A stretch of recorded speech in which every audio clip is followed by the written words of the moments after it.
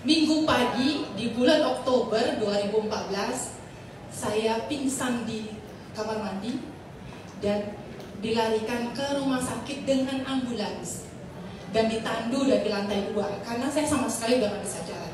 Itu biasa semuanya dicek darah semua, dan mengejutkan adalah HB saya 4,5 yang harusnya 12, normalnya 12, saya 4,5. Memang waktu itu terjadi pendarahan. Saya mencret, tapi mencretnya semua sudah darah gitu. Dokter shock banget.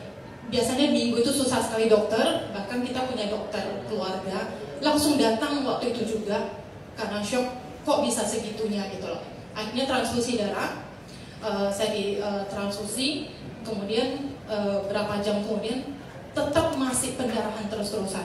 Akhirnya saya bius membuka. Saya baru tahu di sini itu kita adalah pembuluh paling besar, pembuluh darah paling besar. Kenapa? Karena waktu transfusi tidak mungkin ditetes lagi. Istilahnya sekarang adalah diguyur. Jadi kalau itu saya ingat banget, susternya itu sudah kayak nyiram itu kantong itu kayak masukin gitu ya. Karena saya harus berlomba dengan darah saya yang keluar. Nah, kemudian saya malam itu saya nginep di HCU, saya masuk di HCU dengan kondisi yang benar-benar saya tidak sadar. Saya tidak tahu lagi siapa yang datang waktu itu. Dan sampai besok paginya yang saya tahu adalah dokternya itu, ini dari cerita suami saya karena saya benar-benar tidak tahu lagi. Dokternya itu menghubungi suami saya karena mau ketemu, karena setelah besoknya, nah darah saya itu tetap hanya 5,5, tidak naik karena yaitu masih pendarahan. Berarti ada sesuatu di dalam tubuh saya. Mereka izin untuk endoskopi. Jadi mereka endoskopi dari atas karena mikir kemungkinan bisa dari lambung pendarahan gitu. Dan kemudian mereka endoskopi, ternyata tidak masalah, dari lambung tidak masalah. Berarti kita mesti lihat dari bawah. Akhirnya mereka endoskopi lagi dari bawah, baru ketahuan ada tumor. Masalahnya sekarang tumornya tidak tahu persisnya di mana. Dan setelah endoskopi yang dari bawah itu, mereka hanya bisa kayak menembak karena ketahuan ternyata ada luka di. Jadi gini, itu karena tumor dia mengapit di bagian dari tubuh gitu ya, sampai karena dia menjepit itu luka. Nah luka ini yang ketika jantung pompa dia mengeluarkan darah. Akhirnya dokter menyembuhkan yang lubang itu supaya tidak keluar darah dulu, menutup, tapi tetap bilang ini segera harus dioperasi gitu. Nah kemudian dokter konsultasi sama keluarga karena benar-benar posisinya tidak tahu ini tumornya ada di mana gitu. Dan kemudian dengan tiga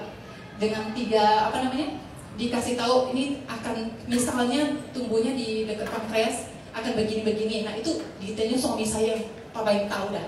Karena kalau diceritakan itu kayak mengerikan sekali. Dan saya diberitahu akan dioperasi selama 8 jam. Dan bersyukurnya adalah saya cuma dioperasi 4 jam.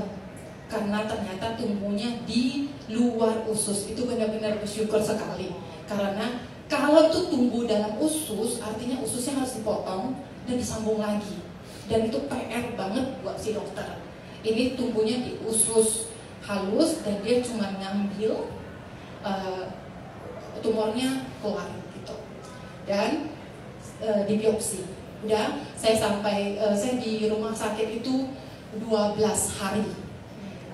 Selama 8 hari tidak makan dan minum karena semuanya dari saluran susu semua itu. Jadi saya sama sekali, bahkan waktu itu saya ingat sekali, saya cuma pengen satu hal, cuma pengen minum air putih saja, itu pun nggak boleh.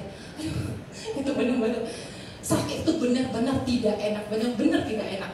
Nah setelah 12 hari saya boleh keluar, kemudian dibiopsi, yang hasilnya adalah tumor GIS. Itu sejenis tumor yang tumbuh di bagian pencernaan. Dibilang ganas? Tidak. Dibilang jinak? Juga tidak. Karena ini tumor yang bakal mungkin bisa tumbuh lagi di bagian pencernaan gitu. Nah, solusinya adalah dikasih obat yang harus diminum selama 3 tahun. Dan setelah diteliti, itu salah satu obat kemo. Itu biasanya sama dengan kalau orang kanker darah, itu juga obatnya. Dan dokter kasih tahu dengan harganya yang fantastis sekali, 3 tahun tuh sekitar 1 M.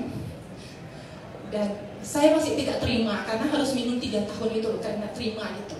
Jadi masih kayak mau enggak gitu nanti, karena saya masih cari dokter lain kayak kalau cuma satu dokter saya nggak terima gitu. Akhirnya kita ketemu dengan dokter di Penang, kita ceritakan kondisi begini, kasih hasil semua gitu. Dokternya bilang, iya, nggak ada obat lain, cuma satu obat ini. Jadi sama dengan dokter yang operasi saya. Kemudian masih nggak terima. Baru 2 dokter. Biasanya gitu kan, kalau misalnya masih nggak terima, kalau masih 2, masih bisa salah gitu, berharap salah gitu loh. Kita ke Malaka waktu itu. Sama, kasih hasil semua, dan dokternya sama. Cuma satu obat, ya ini dia, nggak ada lagi pilihan. Akhirnya ya sudah dong, muhot karena udah nggak ada pilihan, saya makan. Dan itu namanya obat kemo ya, pasti efek. Nah, pertama minum obat itu setiap kali minum itu mual. Saya alami itu 3 tahun, setiap kali itu minum mual. Dan tahun pertama saya minum itu awalnya itu ini badan semua itu biduran merah-merah dan kulitnya tuh terkelupas, benar-benar terkelupas, kering banget gitu, terkelupas habis. Itu gatal lah, pokoknya aduh tidak enak banget, sampai saya harus pergi ke klinik khusus kayak untuk terapi alergi, karena merasa alergi. Saya sampai komplain ke dokternya, dok ini setelah saya minum obatnya kok gini ya gitu.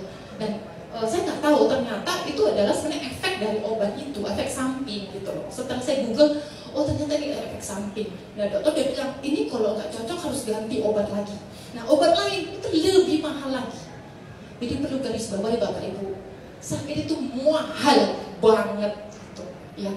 Nah, ya udah saya biasa setiap bulan tuh harus ke dokter periksa gitu.